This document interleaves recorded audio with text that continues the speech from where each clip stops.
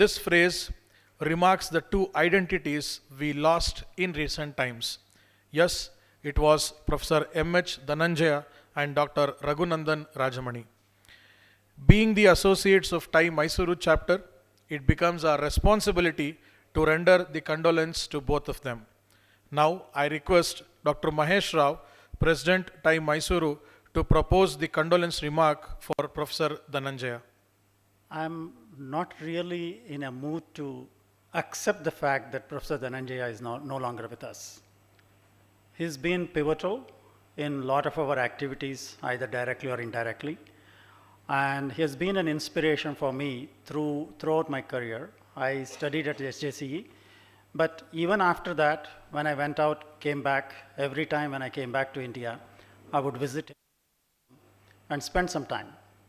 So I still remember vividly various conversations which we had. However, we all know that life ends somewhere, and it's a destiny. But I had the destiny of meeting him, interacting with him, talking to him. So today when they said that, we want to give a condolence meeting, I think it's more than that.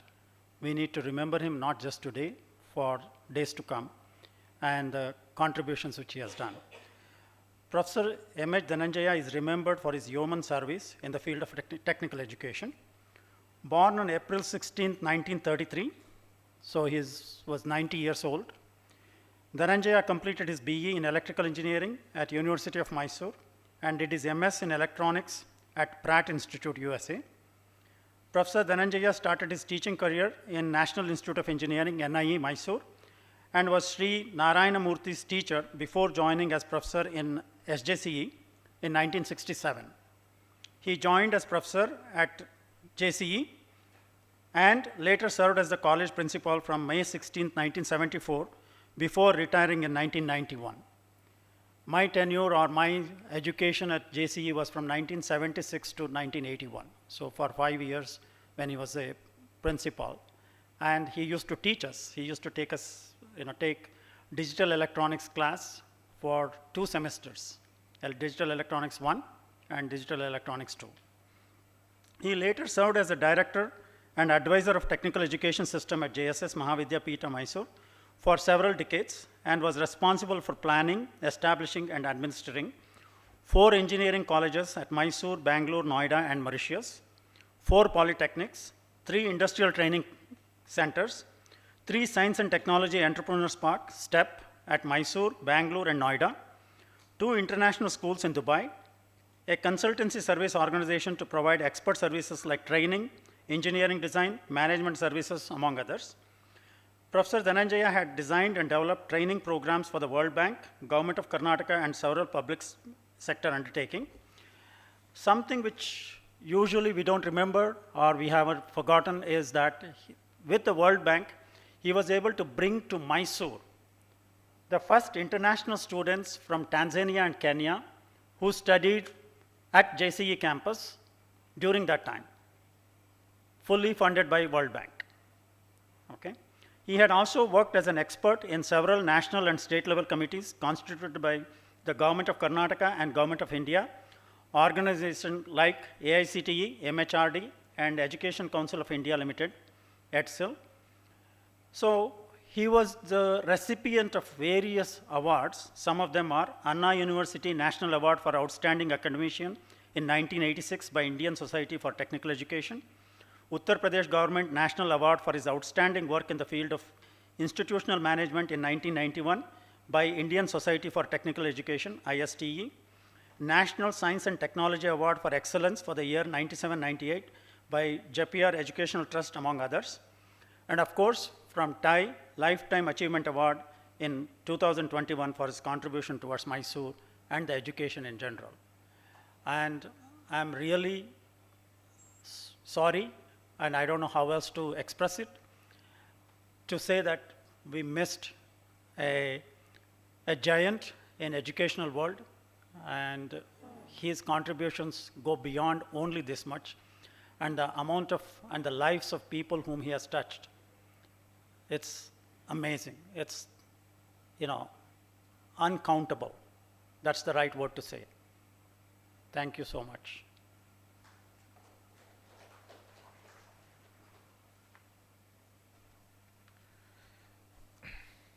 Thank you, sir. On behalf of TiE Mysuru, I would like to take this platform to propose the condolence remark to Dr. Raghunandan Rajmani.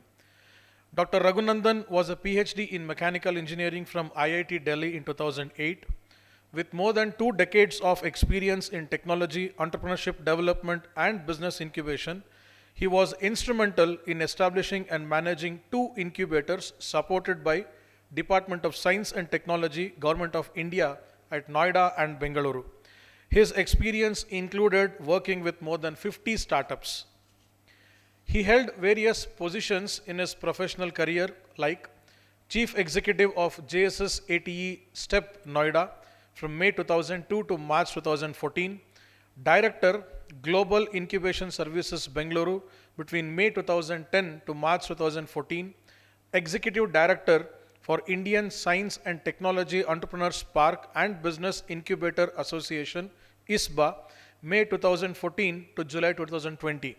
He was project head at K-Tech Innovation Hub since September 2020. His enormous contribution towards TiE Mysuru chapter was witnessed during all the previous sessions of TiE University platforms as mentor to startup applicants and as jury at the finale. He was instrumental in bringing participation of various student startups in TiE Pitch Fest that elevated TiE Mysuru to the greater heights at the TiE Global. He was a lean man of greater to 6 feet in height and will always be remembered for his simplicity. Prayers with the respective families and we pray for their soul to rest in eternal peace. I request you all to stand up for a minute of time and render our condolence to both the beautiful soul. Good evening, back again. I would love to have all of you, and it's a wonderful thing to see you all here. We have a different kind of a program here. We are trying to encourage the 3 entrepreneurs of Mysuru to share their experiences. Before saying any of those stuff, I need to say that TiE Mysuru is one of the youngest chapters of TiE ecosystem, and we have in 14 countries TiE chapters with about 65 chapters total, and most of it is in India and North America, and rest of it is in various other places such as Singapore, Australia, Dubai, various other countries from Europe, UK, Germany. Okay, so now coming back to what we do at TiE, we encourage the entrepreneurs through the TiE's 5 pillars, and that's what we do. And this is one of those programs, and I welcome you all heartily. Thank you.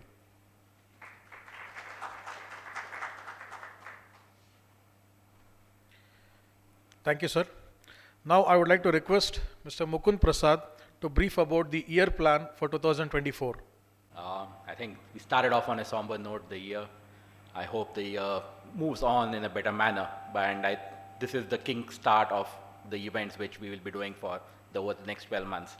But for doing this, what we have done is we have taken feedback from various members as to what is it that we could do better, and we've heard that, and what we will try to do is ensure that we have a calendar of events.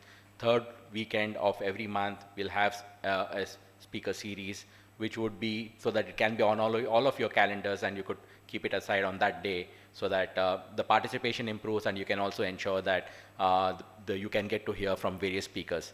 Regarding the various types of speakers we are talking about, there are 4 broad categories, which is again come from feedback from the members here.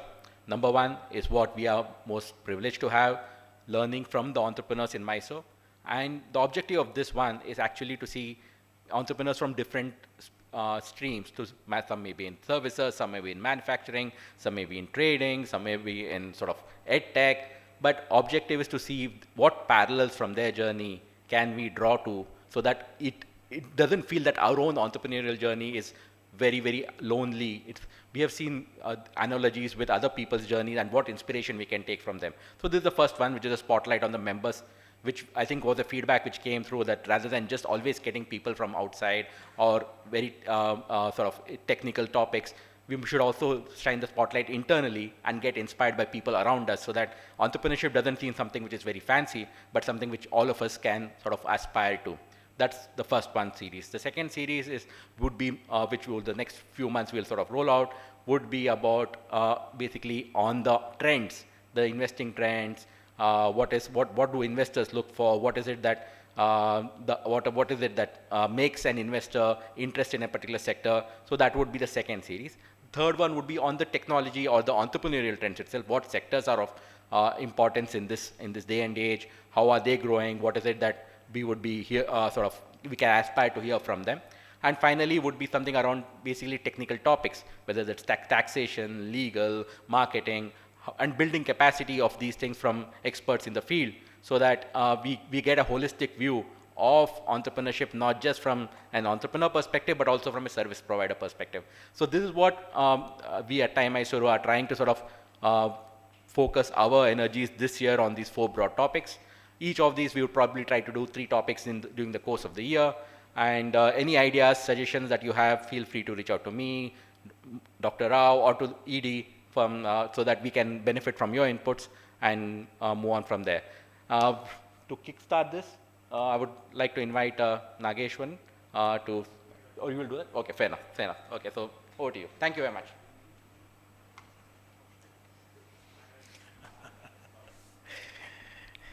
Thank you so much, sir.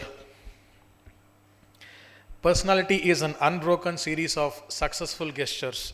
Yes, we are in track to witness our own city's leaders. A graduate from Computer Science Engineering from NIE Mysuru, with Masters in Computer Science from University of Colorado Boulder, USA, with 1-year executive program for business leaders from IIM Kolkata, Mr. Manish Salian, Managing Director, Bharat International Travels Private Limited, Mysuru, the invitee for today's session. I request you to kindly occupy the seat on the dais, sir.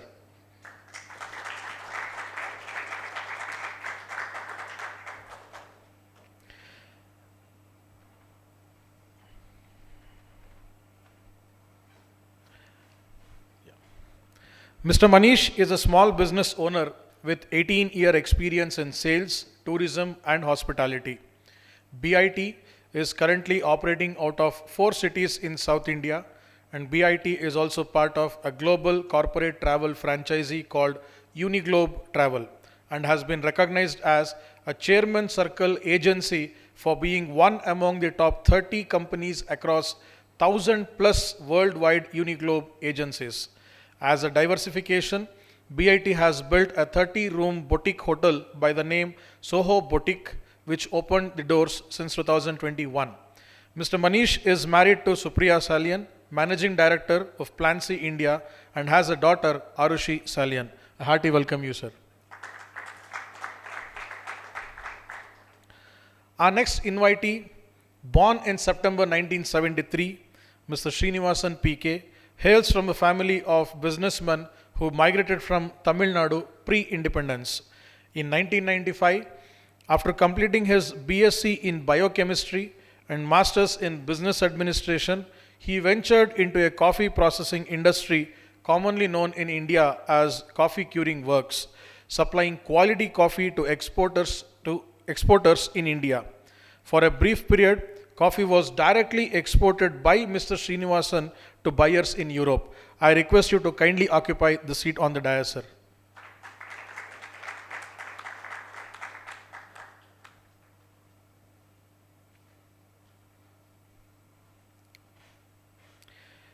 In the year 2001, Sreenivasan started a 2-wheeler business called Palace Honda, which was an exclusive authorized dealership for Honda 2-wheeler brand. His next venture was into organized retail industry in 2006 by becoming the first franchisee store in the country, India, for Tata Trent Limited for their West Side brand retail chain. In 2009, Sreenivasan was offered the dealership for Toyota brand in Mysuru. Started in 2010, Palace Toyota is an exclusive dealership for Toyota brand in Old Mysuru region of Karnataka. Palace Toyota has one of the biggest 4S facilities among all passenger vehicle brands in Mysuru, which caters to sales, service, part sales and exchange of all models of Toyota vehicles. Presently, Palace Toyota operates 6 facilities for Toyota in Mysore, Mandya, Hunsur, Kushalnagar and Madkeri.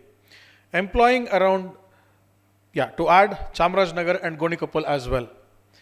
Employing around 500 people, both directly and indirectly, Palace Toyota has created employment opportunity and a source of livelihood for many families in its location of operations. Sreenivasan PK is married to Arunadevi Sreenivasan and has 2 sons, Pranav Balaji and Arnav Balaji. A hearty welcome to you, sir. Our next invitee, with a bachelor's degree in electronics and communication engineering and MBA in marketing, Rohit M. Patil, Yogish M. Patil, stands as a visionary entrepreneur driven by an unwavering passion for the excellence in the field of education. His journey began in the nascent stages of the digital education arena, where he saw immense potential for transformative change. I request you to kindly occupy the seat on the dais, sir.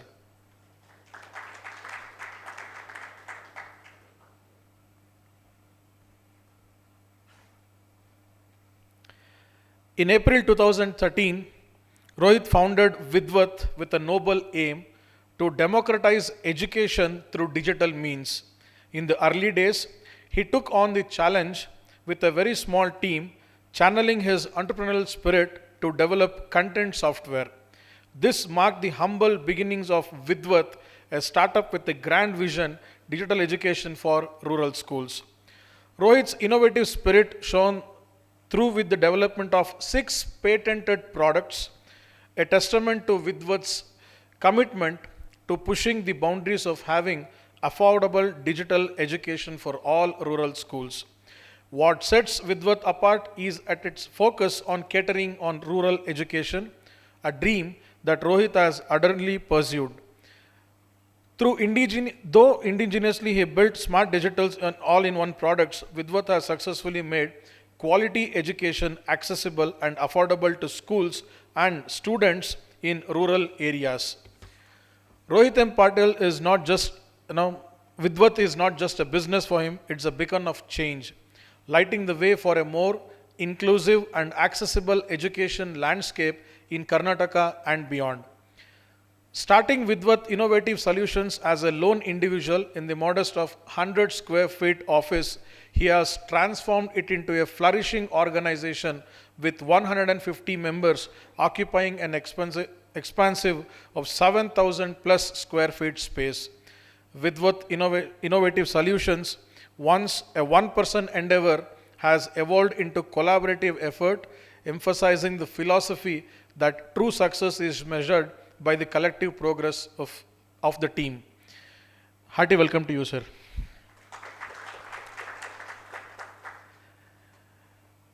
Lot more is pending to go with when we have our own, the charter member who will be moderating this particular panel. So we have Mr. Nagarajan Sreenivasan, who will be moderating these distinguished personalities, our own charter members. Nagarajan Sreenivasan is a proven business executive with over 25 years of experience in information technology and education industry. He spent most of his formative years in the corporate world in the IT industry. I request you to kindly occupy the seat on the dais, sir.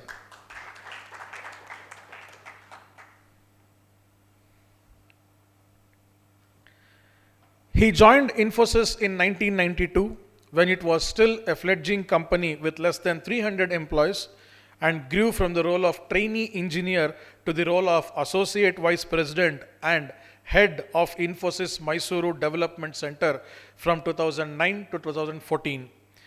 During this time, he managed IT exports of more than 2,000 crores per year from the Mysuru center, enabling Mysuru to be the second largest IT exporter after Bengaluru in the state of Karnataka.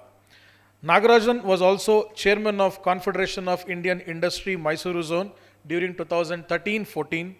As a chairman of CII Mysore, he was instrumental in drawing up a roadmap for the comprehensive industrial development of Mysuru district, which was presented to the Chief Minister of Karnataka. It was during his tenure that the proposal for Brownfield ESDM cluster was mooted into Mysore.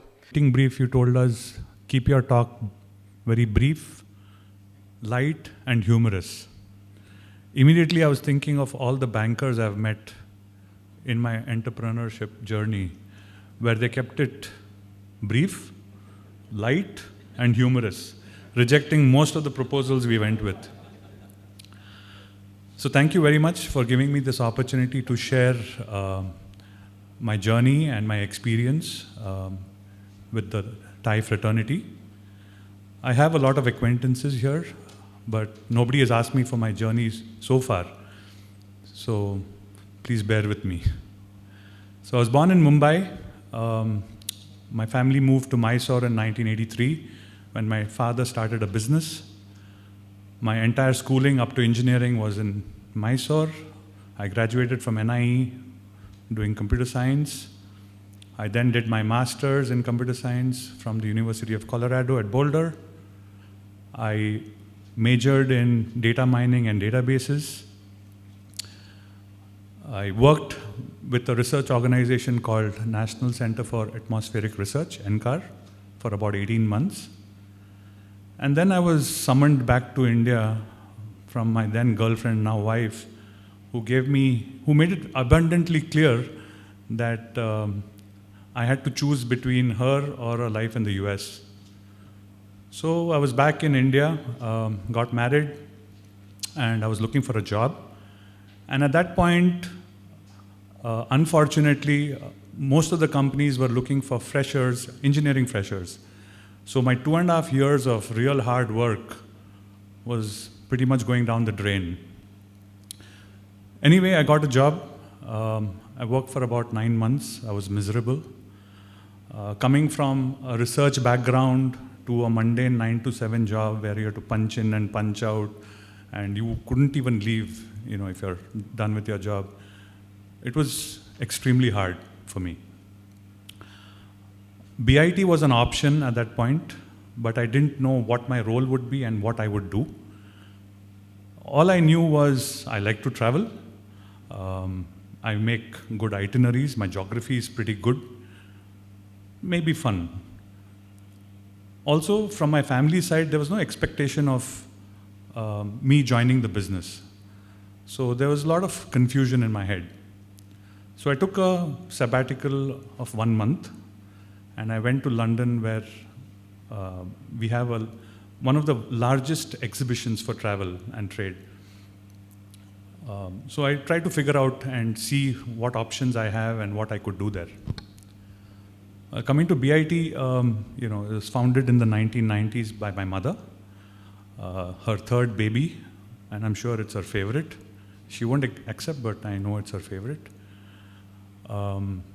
Very humble beginnings, a small office on 100 Feet Road, 3 or 4 staff, and we had a travel desk at Southern Star Hotel. I think through her determination and hard work, very quickly we became a premier travel company in Mysore. Also at the same time, we were representing companies like Thomas Cook and SOTC, and international travel was really picking up. So we did fantastic numbers for them. Also, towards the end of the 90s, we had large companies like Infosys come in. We had the Mint and a whole bunch of companies in Nanjangud. So even our transport business kind of just took off.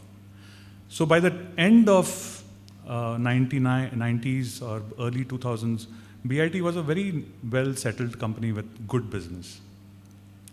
So once I got back from the exhibition, I was clear that I'm not going back to that desk. I'm not going to sit and code. Travel was way too much fun, and maybe there were a lot of opportunities I could explore. So that's when I took the plunge into the travel business, and I joined BIT in 2006.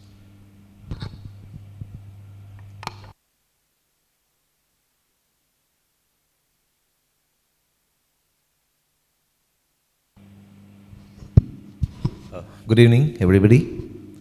Uh, Thanks for inviting me and asking me to share my entrepreneurial journey. Uh, Most of what I have done probably is already been spoken during the introduction, so I'll just tell you how the journey started and where I am now. Uh, I come from a family of businessmen. I am the fifth generation businessman in the family. Traditionally, we were into manufacturing of edible oil. Way back in 1933 or 30, not sure, we had a oil manufacturing unit, the machinery of which my grandfather had imported from London back in those days. So that is the family business which I did not get into. Fortunately or unfortunately, I was not interested in the edible oil business. I finished my MBA in 95 and I never wanted to be in that business, so Dad asked me, what do you want to do? How I finished my MBA, again there's a small story to it. I finished my BSc in biochemistry and I had gotten admission in the University of Berkeley. I'm the first son. I asked my dad that I want to go study. He said, sorry, I want you to assist me in my business. Your siblings I am ready to send, but you have to sacrifice. Then I went and wrote a entrance exam in Gangotri for MSc Biotech, because MSc Biotech in Mysuru University was very well placed. They had a Japanese aid and you could go for an exchange program to Japan. That kind of enticed me more than studying. But then I didn't get in because there were only 4 seats in the general category. Luckily, my father had told that anyways you're writing biotech entrance, just write MBA also entrance exam, because one of my cousin was doing it. He said, just in case you don't get it there, let's try our chance here. So I went and wrote 2 entrance exams, biotech and MBA. I chanced upon getting MBA because they had 16 general category seats there. So that is how I did my MBA and landed up 95, I finished my business. Then he asked me, what do you want to do? That was the time when there was something called FSQ. FSQ is called free sale quota. Until 94, coffee was an excise commodity, very heavily controlled by the government. And 94, they decided that 25% of coffee can be traded freely in the market. And that was when coffee could be bought by individual private people. You need not go through the government to buy coffee. So there was a huge hue and cry going on in the market, and this was advised by a friend of my dad that this is the right time to get into it. So I got into the coffee business, and I was there in that business till 2004. Fantastic business. I was buying coffee from planters, processing it, and mostly supplying it to exporters. 75-80% of that was supplied to exporters, and about 20% I was selling it in the local market to all the coffee traders in Karnataka, Tamil Nadu, Andhra Pradesh, up to Maharashtra. I have sent coffee. And briefly, for almost 4 years, I exported coffee on my own. I stopped exporting when there was a frost in Brazil in 98, where I went short and burnt my hands like crazy. I think back in 98, the money I lost was more than 17 lakhs, which in today's parlance is big money. So anyway, since as I told you already, I come from a family of businessmen, my dad forgave the mistake I did and then said, don't worry, continue your journey. 2000 was when I got the Honda two-wheeler dealership. I took it. Honda had just split from Hero then. Previously, it used to be Hero Honda. I'm sure all of you know this jargon, fill it, shut it, forget it. So Hero Honda was a very highly successful product. And when they split and Honda became an entity, Honda was not allowed to manufacture motorcycles for a few years. And Hero tactfully thought that by not allowing them to manufacture motorcycles, they have won the game. Honda launched a scooter when the scooter market in India was a dying entity. The Bajaj Chetaks and the Vespas had gone. People had moved to motorcycle, and nobody would even give another thought about scooters was when Honda came into the scooter market and launched a product called Activa. I'm sure all of you know about that product. Hero thought that this product is not going to sell. But Activa was a runaway success. It was in booking for almost 9 years, if I remember. I started in 2000, and 2009 was when the next dealer came. Until then, I was an exclusive dealer. For 9 years, it was a model which was in booking. In between, in 2005, Westside, until then, Westside were operating their own company-owned stores across India. They had 27 stores.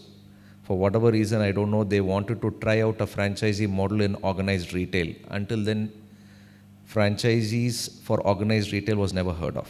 So when Westside wanted to open their first franchisee store, they chose Mysuru. Again, I don't know for whatever reason. And they happened to offer it to us because at that time we were distributors for Tata Indicom. Tata Indicom was their telecommunications business.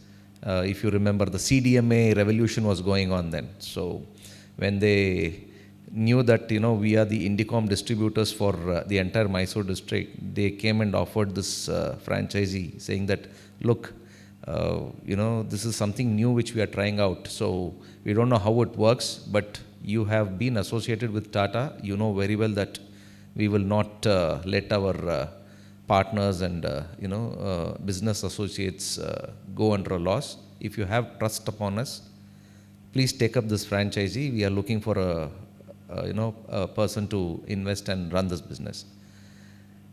Trust me, we didn't know anything about it. I mean, Westside, of course, we knew what Westside was. We used to go to the Forum Mall Westside store to shop quite often. Very good products, very reliable, very value for money. But running a business in organized retail was completely new to us. But the only point we were looking at is association with Tatas, because we knew they are a very reliable company, and you can blindly trust them. So when they asked us to take it up, 2005 beginning, they gave us the LOI, and we completed the project in the beginning of 2006. For those days, the store which we set up in Mysuru was pretty huge. We set up a 18,000 square feet store with an investment of about 1.75 crores in Mysuru, which again for those days was too big. And Westside was the first organized retail brand in Mysuru. Until then, there was no other brand in the organized retail sector in Mysuru.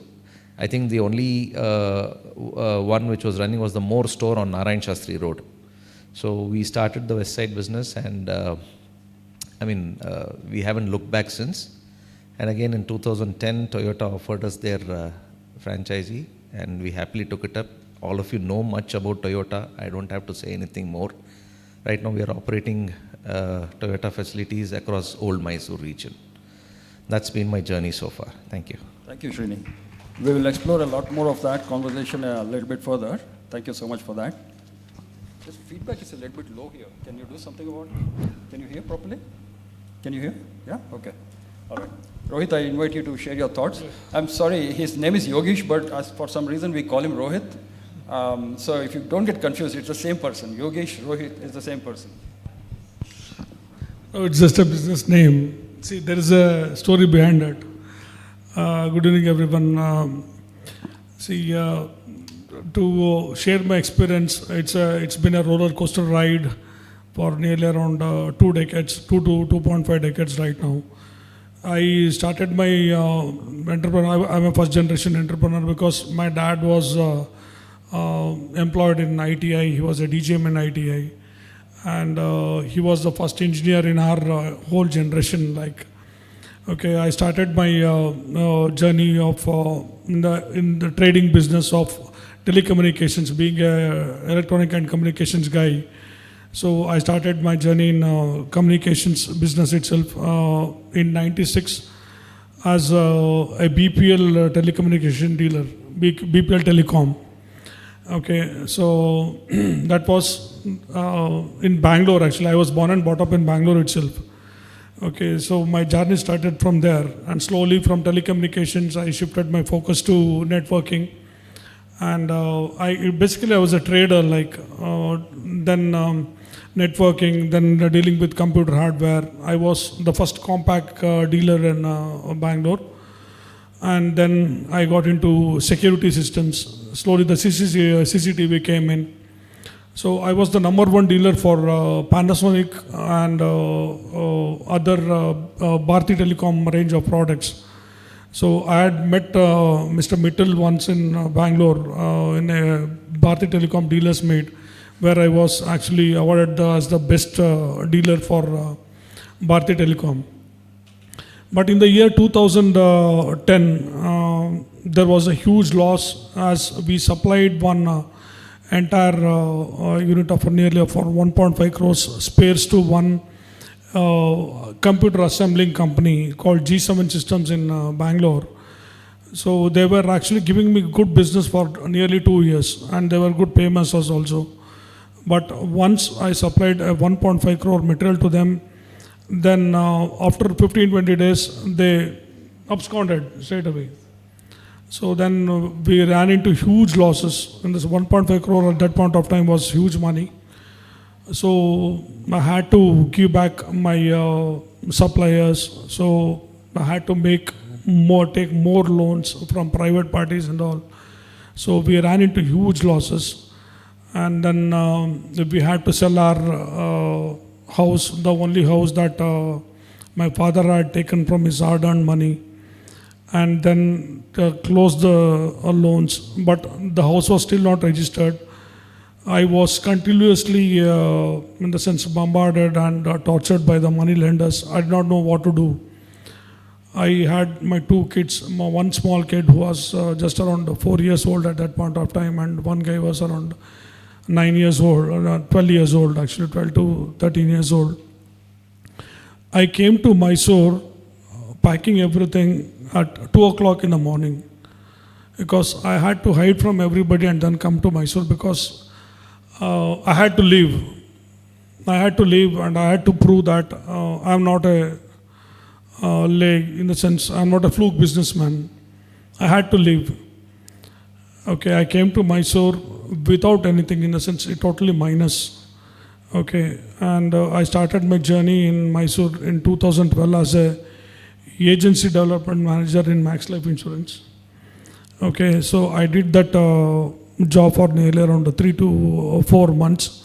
But my house back in Bangalore was not sold, because so many money lenders had already put cases on, injection cases on that. So my cousin, who was in Accenture, who happens to be a lawyer also, he called me up and said, "Boss, you need to clear this to move forward. Otherwise you can't do anything." So on March 13, 2012, actually I resigned my job, and I went back to Bangalore and stayed in Bangalore with the help of my mother's brother, who happened to be a DIG, retired DIG in Bangalore. With his help, we called all the people who had put cases on, injection cases on my house, and we had called that buyer also, who had taken the house at a very, very low price. And we made a deal so that he raised the value, and these guys brought down their money. And we settled it on the day of registration. I did not bring a single rupee with me to Mysuru back. I had only 60,000 rupees, which was a share amount in Rajajinagar Cooperative Bank. That was the only amount that I brought back to Mysuru. And in 2012, April, actually, I started this company called Secured Solutions in my wife's name. Okay, during my last days in Bangalore, I started the Smart Class Solutions in Bangalore. So if I had to go back to the old business, then people would recognize me. Okay, so they would again come back to me, and they would actually not let me do anything over here. So I thought, oh no, let us start fresh. Then I changed my name to Rohit. So that's the story. That's the story behind your name. Okay. Now hold on to your thoughts, because kind of we are running out of time. We already spent 20 No minutes problem. on this. We will explore your entrepreneurship journey further. Now, I want to spend a little time on exploring each of your entrepreneurial journey. Many of us are probably given to believe that a first-time entrepreneur is always really, the hardest into being a first-time entrepreneur. And the two of you, you are a second-generation entrepreneur, you are a fifth-generation entrepreneur. Now, what is your experience of being a second-generation entrepreneur? Because I guess there are significant challenges even in being a second-generation entrepreneur because you already have a history built behind you, and you have to live up to that and chart the roadmap for your, for your business in future. So, what has been your journey being a second-generation entrepreneur? Well, absolutely. I think the first thing is, by the time I joined BIT, it was well settled. We had consistent business. Everything was fine. So I was literally given it, on a silver plate. But that was only the start of it. But to, work with somebody who has 16 years of legacy in the business, it was difficult. What the first generation expects is you to follow their footpath, right? I mean, whatever they have laid down, you follow it because they've been successful doing that. So anytime you come with an idea, there's always resistance, saying that, no, this is not the way to do it. Maybe, this is how we have done it and we've always done it well. So that obviously was a challenge when we started off, when I started off working with the family. Just to give you an instance, when I joined, at the same time we had the low-cost carriers like Indigo and SpiceJet. We had online travel agents like Make My Trip and Yatra who got into, the fray of this business. And up till that point, anybody who wanted a ticket had to go to a travel agent. All tickets, whether it's once a year or 50 times a year, you had to go through a travel agent. So we were almost like invincible in a way. But here these guys have come, they are now on websites, they are giving you options and whatnots, and they're subsidizing the fares. So that was, the whole landscape of travel changed. And at that point, we knew what was to be done, where we had to invest money. But being very traditional, they were not open to the idea of spending that money. They said, we'll wait and watch, which was typically how, they operated. But, as time moved, even our business model, where we would actually get commissions from the airlines for selling tickets, also dried up. So it became a zero commission game. And now we had to actually convince our clients to pay a service fee for the same tickets. So over time, we slowly started working on a booking engine. And finally, once it was ready, they thought, I did a decent job. Again, with the colleagues who were there, most of our people have worked with us for, even now, there are people who have worked for over 30 years who are with me. So for them, they have seen me grow up as a child. And obviously they thought, he's come back from the US, entitled guy, what will he know, So gaining their trust also was, was difficult, where they could be confident with my decisions. So there again, I have a small story. For our transport business was basically run by 2 senior managers since inception. And probably 1.5 years after I joined the business, these guys decided to quit and start their own competing company. And gave us a 15-day notice. They took the entire reservation team. 50-60% of my drivers left. So we were left with no idea of the business, half the fleet, and nobody to manage the reservation. So it was a very short learning curve. But, and I had a team full of novices. So I had people, I picked 2 people from my accounts department, somebody from the holiday department. And, we had to set up a team because, it's a running business. You don't get time to reset. So I think that 3-4 months was grueling for sure, but the kind of learning we got, it was fabulous. And we have only grown from strength to strength. And we ended up, just pre-COVID, we were in 4 cities and with a fleet of over 550 vehicles, both buses and cars. So, some things, I'm glad that it happened and, we were able to, so I was able to, get that confidence of my colleagues that, okay, this guy can do something and handle. Sure. Now, PKS, you are a 5th generation entrepreneur, as you said yourself. Traditionally in the oil business, but you chose to break free. You did coffee curing, you did coffee trading, and then you jumped into vehicle. Basically, this is a 2-wheeler dealership, and then you probably were the first organized retail. You set up the first organized retail in Mysuru, and then strengthened yourself with more dealerships and so on and so forth. What was going on in your mind? I mean, you obviously entrepreneurship runs in your blood, so to say, but such a drastic change and range of business lines. How did you even come up with all these things? If I have to put it like that, being a 5th generation entrepreneur, the advantage you get over others is that you can commit mistakes more than once. And also, you have the backing of the family, 5 generations of the family. But to put it in a proper way, as I told you, I didn't want to be in the traditional business and I wanted to do something else. So that was where I started.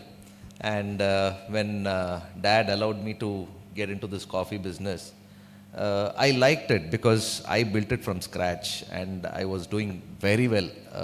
Trust me, those days in coffee business, the coffee had to be purchased at the estates, okay, from planters directly. And those days, the coffee business was still very unorganized and planters would accept nothing else but cash. So, we had to literally take cash to estates and hand it over to the planters and get the coffee, okay. And I had a schedule like, every Wednesday I would go and distribute money to my agents. I had agents all over Cook to buy coffee for me. And they would, procure the coffee and then send it to the curing works and then it has to be processed and sent to exporters.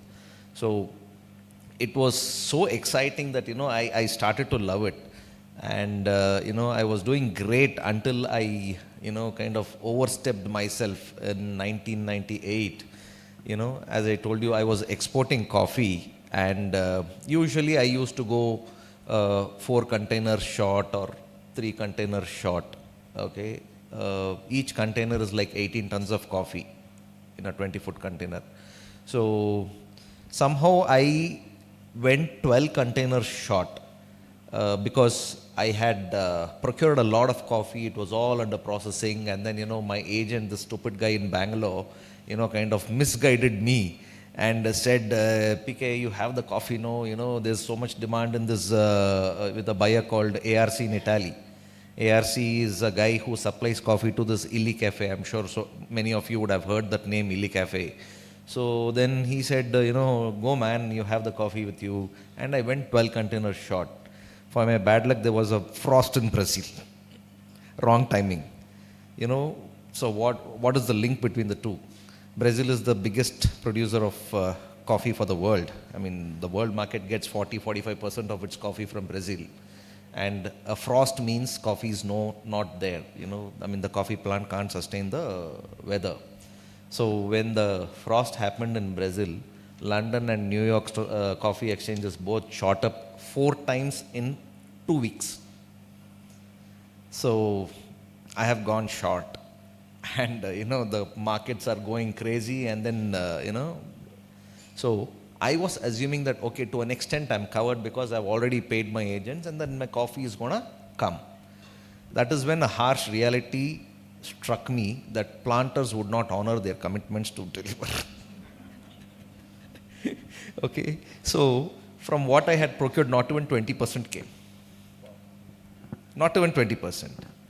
Then I had to, pay my way to get the remaining 80%. And as I told you, those days, the kind of losses I incurred were like crazy.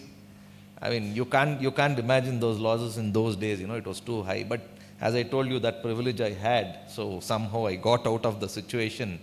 And I was not very happy about this coffee business because, those days, FSQ from 25% became 50%, and then it became 100%, and then coffee was a free commodity. But because of these new and drastic changes, it was never a formal business, it was very haphazard, and people just wouldn't honor their commitments, We come from a family of businessmen where, once you give a word, you don't even need a document, we will honor our word. But coffee was such a commodity where, today the price was X and tomorrow it is X plus 20%, X plus 15%. The variations and the fluctuations were crazy. So I was kind of losing interest, and I had lost money also. So I was looking at what next.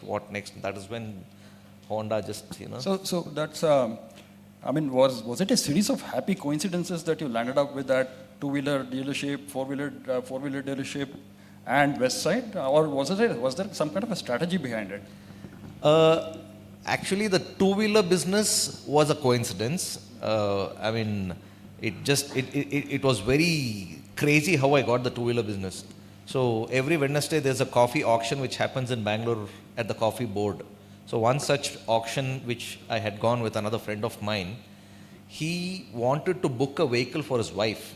So we finished the auction and he said, come with me, and he took me to a dealership on St. Mark's Road called City Honda, which belongs to the VST group.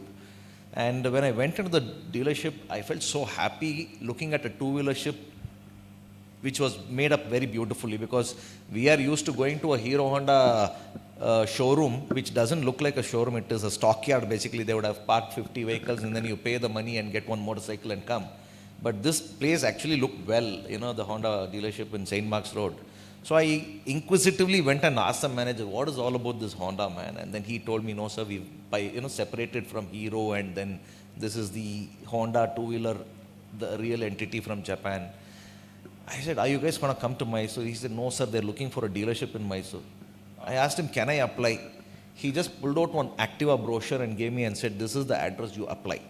Wow. I came back to Mysore, and then from the next day I did was I had a desktop. I went on, pulled out the words, and then just typed out a letter and just couriered it. After 2.5 months, I got a call from Delhi. They said, we are calling from HMSI. I was like, who is HMSI? What is HMSI? Then they said, this is Honda Motorcycle and Scooter India, and you had applied. I said, yeah, I had applied. We are planning to come to Mysore. Can I come and meet you? I said, please, by all means. And they came to Mysore, and then, we had a brief chat over coffee at Southern Star.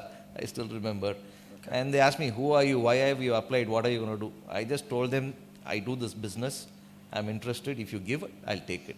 So it just happened like that. Just being there at the right place at the right time, really. Absolutely. Wonderful. Okay. Absolutely. Yeah, many successful businesses start that way, for sure. Yeah. It was just fluke, but it worked in my favor. Wonderful. All right. Rohit, just to explore your journey, and you said you are the first generation entrepreneur, originally belonging to Bangalore. And there's a story behind why you moved to Mysore, and we heard that.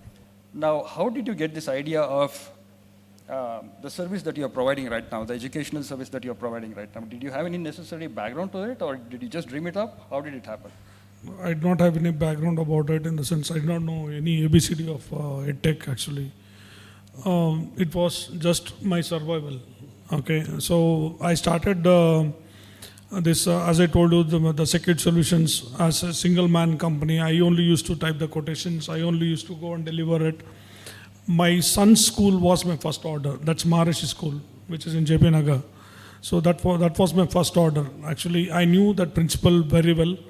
And then he gave me a chance. He gave me a break in my life that I won't forget him, because I'll be grateful to him my entire life. Okay, he gave me a chance of installing 2 smart boards in his tuition center, first, initially. And then he recommended me to his school where I got 5 classrooms order. So that was my first order. And then I installed one smart class in Sadvidya, because Sadvidya, they were so reluctant to embrace the technology or digitization, because they still believed that the normal way of teaching would be better, because they were always getting ranks, everything. Yeah. So I told them there was Mr. K&K who was a social teacher who wanted the technology to come. I installed one smart class free of cost for them for 6 months, asking them to try. And meanwhile, at that point of time, there was an inquiry in St. Joseph Jayalakshmipuram for a smart class. Okay, they were looking for nearly 70 classrooms. And then I went there. I told them, see, I've been installed in Sadvidya, Maharishi and all. And I met one Mrs. Matilda Samuels. I'm very grateful to her also. So she visited Sadvidya school and they were totally impressed by that. And Father Beckett was there here. And we were selling Promethean boards. Promethean was a UK make boards. So that was my first break. That was the first big order that I got. That was the first year of actually founding my company, and that was the big break I got. It was a 98 lakh rupees order. So big break actually. I did not have anything literally. Even my two-wheeler was sold. My four-wheeler, I had a Mahindra Scorpio, I had sold that also. Everything was sold. I had only one two-wheeler, which was my dad's, which I had gifted to my dad. So I had only that two-wheeler. Okay, so I used to roam around in that two-wheeler. That was a big break that I got. So first year itself, I did nearly around 98 lakh rupees turnover. First year of my company. Did you have to raise any money to start your business? No, nothing. I started with 100 rupees in my account. 16,000 went to my, in the sense, creating of the company and all. 100 rupees in my account. Karnataka Bank people, they helped me to open an account with 100 rupees. And then this 1.5 lakh rupees check came in. No, absolutely no money. No money, absolutely. A minus, actually. And in 2014, okay, after this particular thing happened, one Mr. Akram Pasha, who was the director of minorities, had come to Mysuru. Okay, so he had seen our setup in this St. Joseph School. And that day he announced that I am going to make nearly 200 Urdu schools, smart schools. I read that in Star of Mysore. The very next day morning, I caught a train. I went directly to the department. I told him I haven't installed that and I need a chance to do it. And he asked me directly, do you have any Urdu content? I did not have anything. I was a single man. I did not have anything literally. I told him I'll manage if you give me some time. I came back and I met one Mr. Sagar Deshpande who was in Tata Edge. He told, let us join hands together and develop the content. And within 15-20 days, we made a POC, proof of concept of Urdu content, and showed it to him. He was impressed with it. And he called expression of interest. First order I got of 1.5 crores. There my journey started. And that was the first order which government gave me advance of 35 lakh rupees. Exactly. You know, I think this is a very intriguing point as well, because I've hardly seen any entrepreneur who likes to deal with the government, right? And you are amongst that rare breed of people who exclusively deal with the government. I love doing business with government. So how is it working out for you? What are your learnings from this? It's very simple. It's very simple actually. The new generation IAS officers, they want a change in the system. They have certain targets in their mind. They're all between 28 to 35, 36 years old. And even the 40 or 45-year-old, they are also catching up. They are also become tech savvy. So they want to show something that they have done something. Okay, so as I was telling you, Mr. Akram Pasha was a very dynamic person. So first year itself, he gave me around 3 crore rupees order. Second year, again, around 6 crore rupees order. So our turnover increased from 3.5 crores to 6.8 crores. And the coming year, we made another 9 crores. Okay, so one thing is simple in government, you have a good rapport with the officer, your payment hits on time. A rapport with the officers and the concerned officials is very important. And then we started developing the content. Urdu content first we developed, and then we thought, why only Urdu? Why shouldn't we have Kannada medium content also? So we started developing Kannada medium content also. From one, in the sense strength of my company went to 15 and then 35. In 2016, we were around 45 to 60 people in Kuampu Nagar. Then in 2017, we bought our own place in Hebal Industrial Area. Okay, we are actually neighbors of Mr. Sreenivasan actually. We are around 1 kilometer away. So we bought our own place, which is an half an acre place in Hebal Industrial Area. And then we built 2 floors of nearly 200-seater capacity office.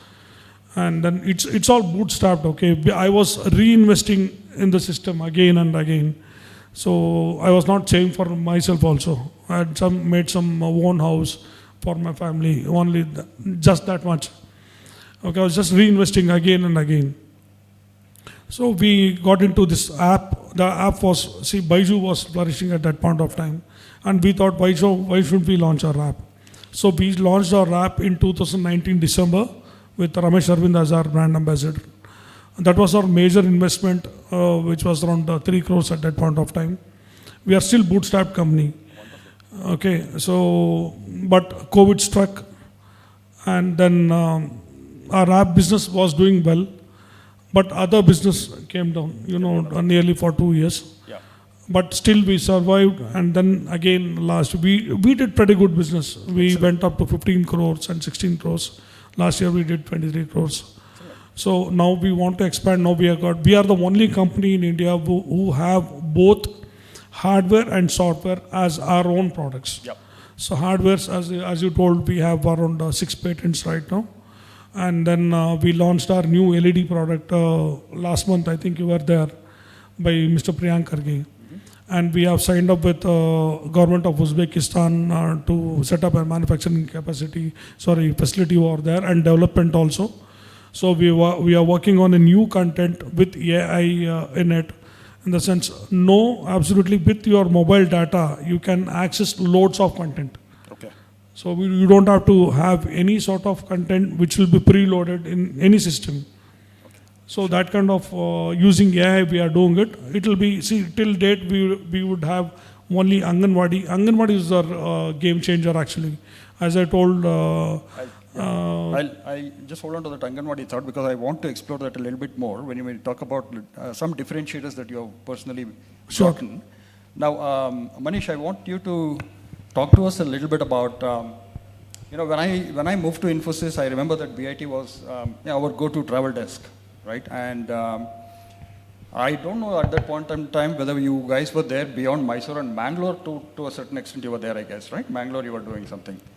But now today, as you mentioned, you were there in about 4 different locations in India, right? You branched out beyond Mysuru, you made a name for yourself, you are a brand by yourself. How did you create that mind share? How did you create that mind share with so much of intense competition? What were one or two things, the major decisions that you took to make it happen?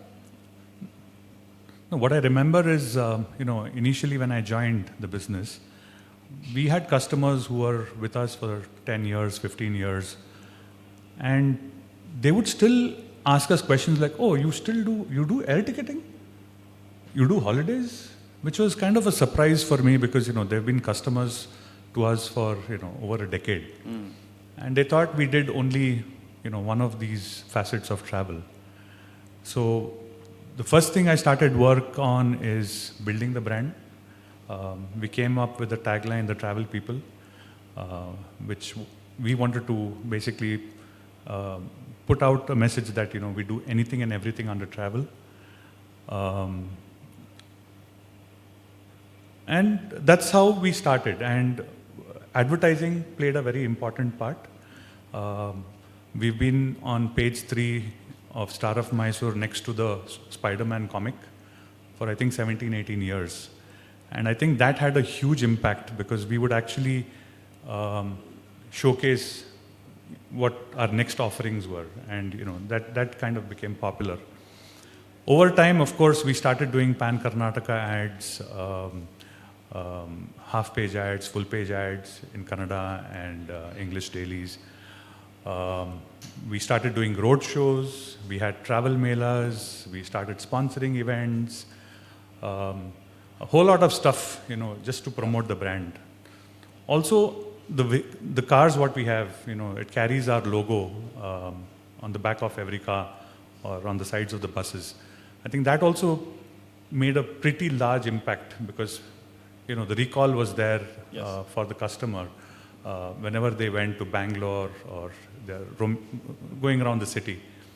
So I think that kind of helped us to, kind of build a brand which people would accept. Also, we started working with partners in different parts. So because they could recognize the brand, it was easier for us to make these partnerships. Yeah. Okay. One thing from a consumer perspective or a customer perspective I need to add is the absolute dependability that you give the customer. I think that has made a lot of difference to us. And I've personally experienced that. I mean, I can tell that over the past 20 years now, so to say. And that is something probably that's a USP that you have, that your customers perceive, and that's made a lot of difference. Absolutely. So Srini, I remember when I moved to Mysuru, I used to have a Corolla at that point in time, and which I bought from Nandi Toyota in Bangalore. And I remember that there used to be a Nandi Toyota in Mysuru as well, because I took my car for the first service there. After that, they disappeared, and you were there, and your footprint only has grown beyond that. Beyond Mysore, you have established in Mandya, you have established in other neighboring towns. So obviously, you are doing things right. Nandi Toyota, for whatever reason, it just disappeared. So what has really made you successful in this journey? How is it that you've been able to scale up beyond Mysore, even into the smaller towns, so to say, and make a mark there? It started with Honda, I would say, Honda two-wheeler, because as I told you, Honda wanted to really differentiate themselves because scooter was a dying market and they came with scooters and they had to make that product work. So they were very, very careful in training and hand-holding their dealers across the country on how to be different from the regular two-wheeler businesses which were happening at that point of time. All of you would remember the old Hero Honda businesses and the old Bajaj, TVS kind of businesses. That was when Honda differentiated themselves. Yeah. And I was very fortunate in learning a lot from them, because you would all be aware of the Japanese work culture, okay, how things work. For them, processes come before people. They don't depend on people, they depend on processes. So for us, it was like we were all treated like students, and they were all like professors teaching us, They would make us stick to the processes, what they ask us to do. For me, it was very strange because I was a business owner myself, I was taking my own decisions and now I had to listen to so many other people. I was working within certain parameters. I was not free to take my own decisions.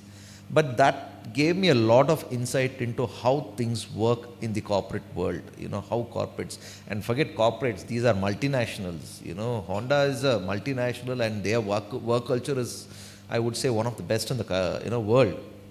So I learnt a lot from them, and I kind of honed my skills, honed my behavior, honed my way of working to a great extent. So when Toyota came looking for a partner in Mysuru, it wasn't very difficult at all for me to convince them. Trust me, today, if any other brand comes also, if I'm interested, I can convince them that, I would be their best partner. But yes, from Honda, when I came to Toyota, it was a completely different, ball game altogether. If Honda was somewhere, there, Toyota is their grandfather, right? So you all would be knowing TPS, the Toyota Production System, and JIT. trust me, they make us do all that. You might think that TPS can happen only in the plant. No, we follow TPS, we follow JIT. Okay, so what we do good or what we do well, which leads to we having grown so much, is following the TPS, the Toyota Production System, where the customer always comes first. I don't know whether you're aware or not, there is a Toyota pyramid, which is used in the business world also. So where the customer, is the rock bottom, holding it. So we put the customer in front of everything else, and we follow the processes. We put the customer in front of everything. Every decision we take, we put the customer first. That's given us success. Customers come back to us. We try our best to take care of our customers. That has given us the growth opportunity also, I would say. Okay, all right, thank you. Now, Rohit, you were talking about the patents that you have. See, you made a very bold decision, so to say, earlier on by being a technology-based company, but based out of Mysuru. So have you had any sense of being at a disadvantage not being in Bangalore ever? And if not, how do you manage this? Because tier 2 company, a technology company based out of tier 2 city always has certain issues, whether in attracting talent or whatever else. No, that was being in tier 2 city was an advantage for us. Okay, see, because all my team right now, okay, they are so passionate about our company, and they are not worried about the timings, and they are ready to give more than 100%. Okay, I found it after starting the development of our content. The first year itself, I found the dedication of all my team, that they were so inclined and they were so dedicated towards their job. I was not finding it in Bangalore, because in Bangalore there are so many deviations. So if suppose somebody gives 500 rupees more, then definitely they'll go. But in our case, everybody wanted some sort of, in the sense, I recruited all freshers. I believe in fresh talent. Okay, so I recruited all freshers, and I have still people who have joined from day one with me right now. Okay, so I believe in rural talent, because my content needed a rural touch. So that is why, because they knew what exactly was needed. So that is why I still believe it was an advantage for me in you are happy being about in a being, tier yeah, okay. So tier 2. it's turned out to be a big advantage for you. Yeah, of course. Okay, all right. Now, Manish, you partnered with a multinational like Uniglobe in terms of building your brand, in terms of making your reach better, so on and so forth. So what has been your experience working with a big company like that? Do they kind of, do they really add that much value to what you can already offer? Is it only brand, or is it something beyond that you get out of it? See, in our business, partnership is everything, because every product what we sell is a third-party product, right? From the airline to the hotel to transport, visa, everything is third-party, and we need to have good relationships with our partners. With Uniglobe, it was a very critical one. So Uniglobe is actually a corporate travel franchisee based out of Canada, and all over the world there are more than 1,000 independent travel agents like me who are part of it. So we were very clear that we needed to be part of something big, like a consortium of sorts. Because, of course, in Mysore, our presence was there, people know us. But when you go to newer cities, we are, a drop in the ocean. So with the power of a larger brand, it was probably slightly easier for us to approach clients. Other than the brand, you also get a lot of other advantages like resource sharing. We got a lot of tech, whether it was a front end, account system, booking engine.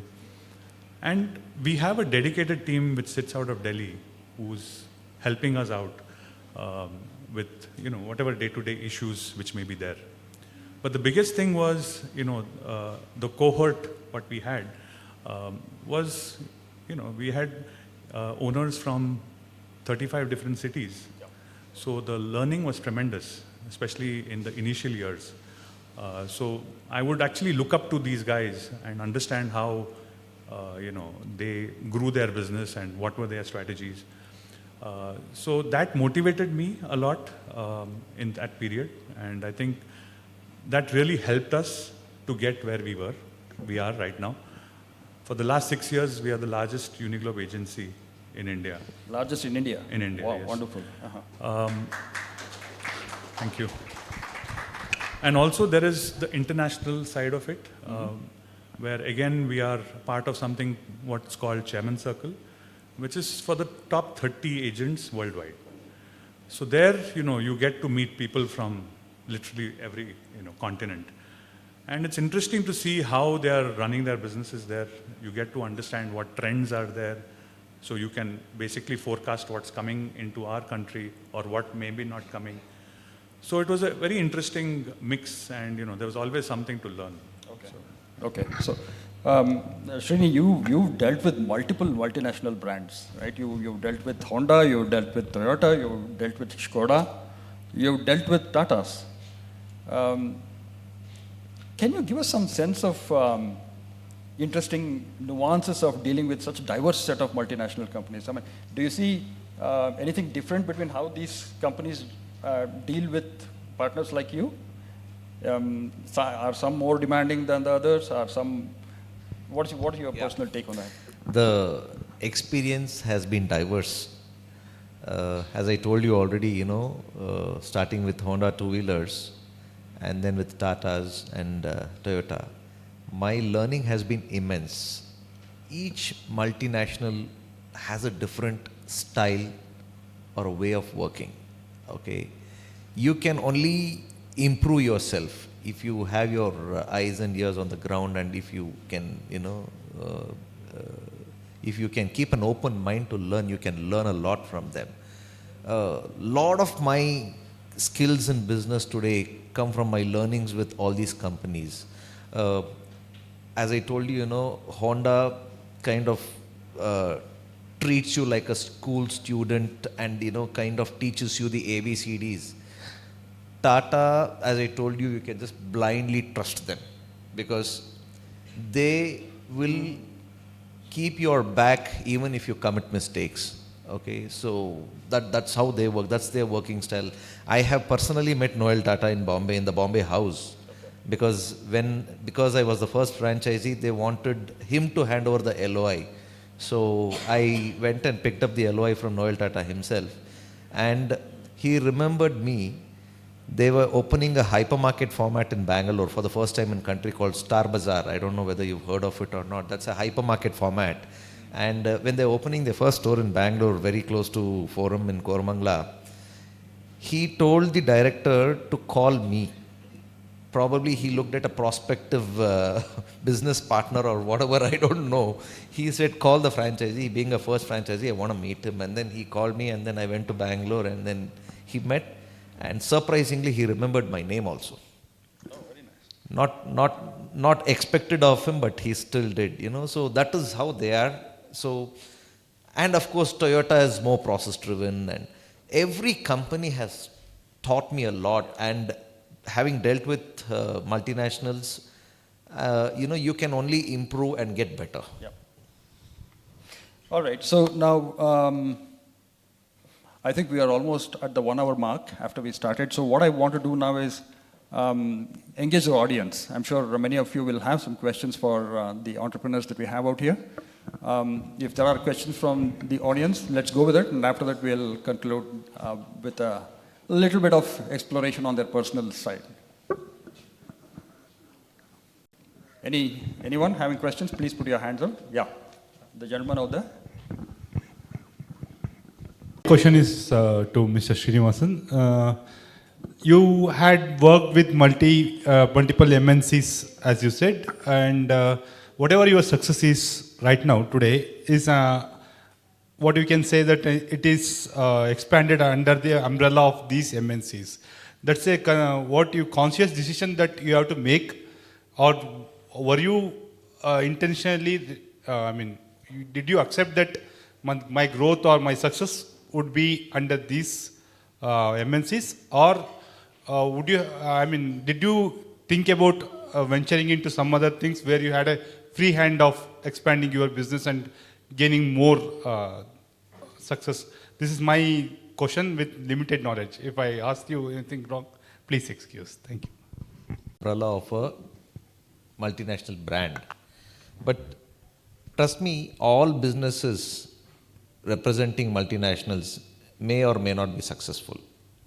It depends on your skill, whether you are able to use their name and make a business out of it. There are businesses of multinational franchises which have failed also. So what I do, I use my own skill. I have my focus on the customer, as I told you, right? That is what is giving me business, that is what is helping me grow. I may have erred in that and landed up in a mess and become a big disaster. I did not. That gave me the success. And I haven't limited myself to the businesses what I do. I look at opportunities for investment in other businesses, and wherever I find a promising business, I take the risk and invest. So my entrepreneurial journey is not over yet. I am just halfway through. Because I'm 50, I said I'm halfway through. I'm assuming that, So I will be looking at opportunities, and wherever I have a promising business opportunity, I will still be that new entrepreneur. I would still go and get that opportunity to invest and do a business.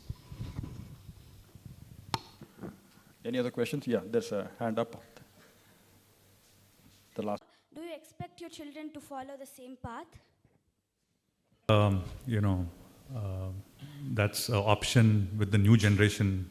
My daughter's almost 17, and she's clearly made up her mind as to what she wants to do, and she's very, very clear. She wants an easier life.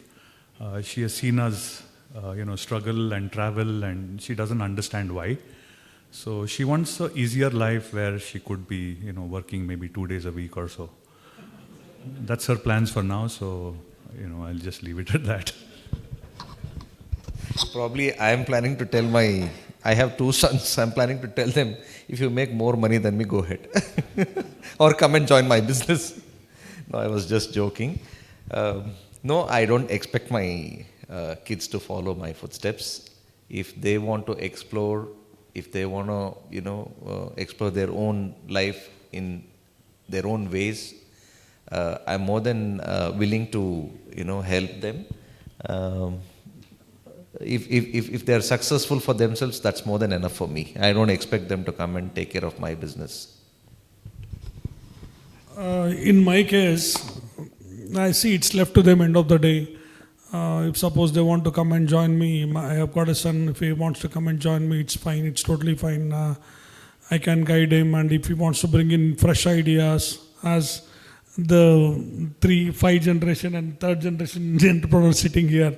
So I'm the 1st generation. If my 2nd generation comes over, I'll be more than happy for it. And then let them bring fresh air and fresh ideas, because they need to get that experience and start from the scratch. If they want to work with a dad, then they need to start from the scratch. If they start from the scratch itself, they'll come to know what exactly that we have been through. So if they want to bring in fresh ideas, then they are welcome. Otherwise, they can just see what they can do for themselves. Any other question? Okay, Mukund. Thank you, Mr. Nagarajan Sreenivasan, for handling or moderating this session so wonderful. Big round of applause is already given, but I feel a standing ovation is needed to the family members who stood behind all these 3 gentlemen who are here to witness these 3 gentlemen's success. A standing ovation to all the family members who stood behind the resilience of all the 3 gentlemen here. Thank you. Now time for the TiE board members to hand over the memento to all the 3 invitees.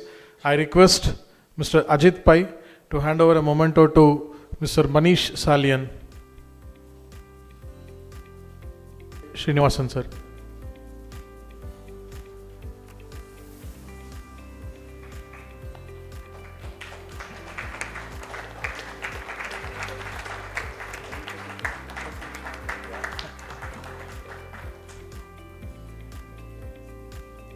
I think to the speed of Dr. Mahesh Raff, you can take him in your Lamborghini next ride, sir. Mr. Bhaskar Kadale sir to hand over memento to Mr. Rohit M. Patil, Yogish M. Patil. Probably he is known by his company as of now with the name Vidwath.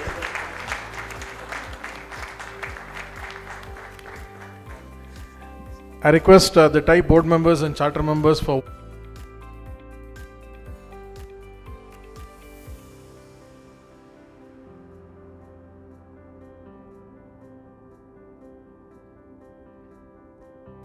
Before I roll out with the vote of thanks, a small announcement to all the student members here. The TiE University Pitch Fest is launched, and we from TiE Mysuru chapter, being the only chapter in the entire Karnataka to participate, we had the board meeting, few hours back, and all the representatives from the college, that is your principals and the administrative part, has participated. We have conveyed the information, and soon, maybe by Monday, you will all receive the possible handouts. So kindly go through it and actively participate with your ideas and nurture yourself as the future entrepreneurs.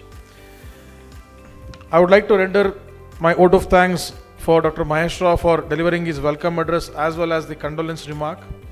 Mr. Nagarajan Sreenivasan for moderating this wonderful event. Mr. Mahesh Kadale, ED, for coordinating the event so wonderfully. The inside out team for all the logistics and support system, all the TiE charter members, associate members and student members, and all the distinguished invitees. Special thanks to the family members of Mr. Manish Salian, Mr. Sreenivasan PK, as well as Mr. Rohit Patil. Thank you everyone. Have a great networking dinner ahead. Thank you.